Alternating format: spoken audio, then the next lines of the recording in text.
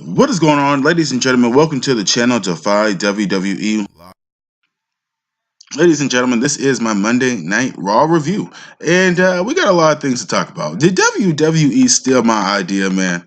Now I know I did on Twitter. I did tweet WWE. I tweeted at the official WrestleMania 34 Twitter, and I had because I was putting a poll up, and I said, "Would you guys want to see John Cena versus AJ Styles versus Sasha Banks?" And then I had, I think, Sasha Banks versus Bailey, and I had a couple other matches.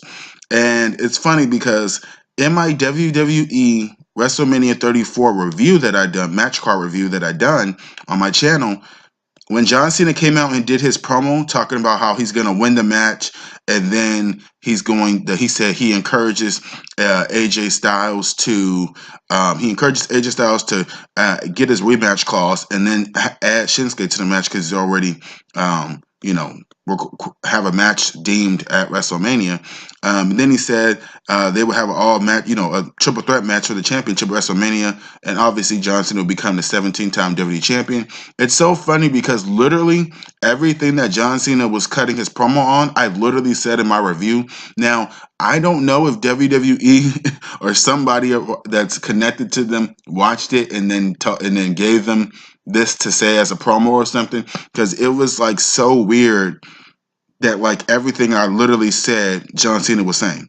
And I did say that, and I obviously posted this before WrestleMania. I mean, before Monday Night Raw. But anyways, I said that this would happen only if the Undertaker couldn't make it to WrestleMania, and because listen, if the Undertaker can't make it to WrestleMania, there's no way in hell they're not gonna have John Cena on the pay-per-view.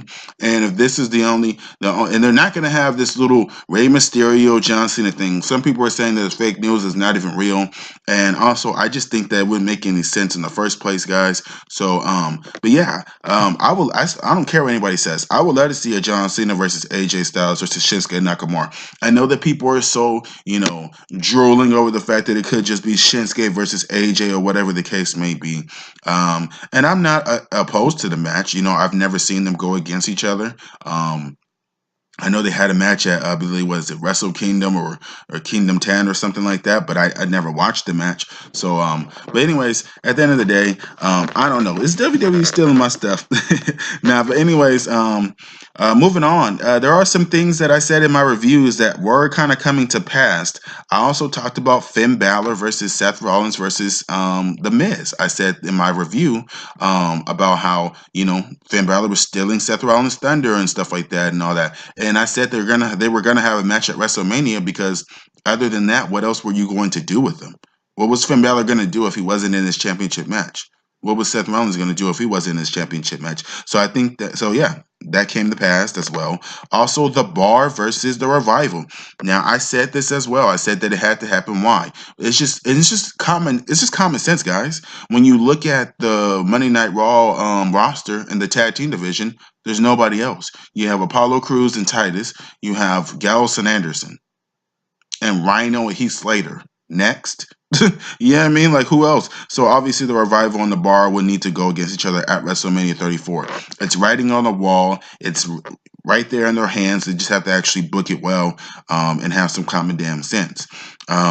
Also, we have an awesome match. Now, I've ranted about this at the end of my WrestleMania 34 review.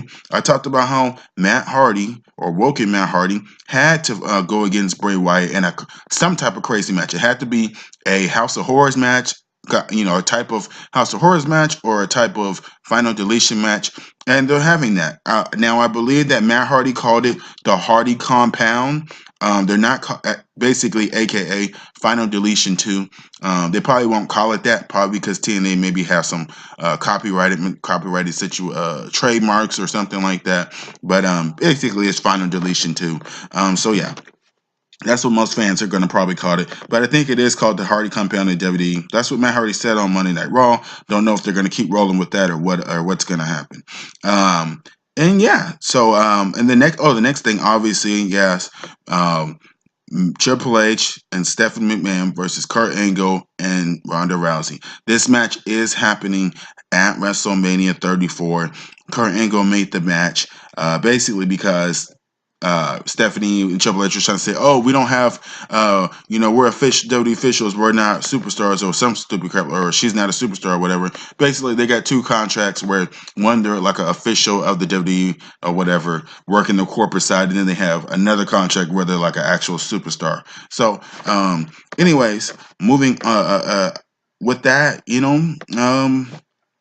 yeah, man. I think that the reason why they're making it a tag team match is because Ronda Rousey will only have 6 weeks to train, and I think that they're probably in fear that she's probably not going to be able to really wrestle that well as what they probably would hope within 6 weeks. So they're probably like, you know what? Let's just go the safe route and have it to where it's Kurt and Ronda Rousey versus Triple H and Stephanie.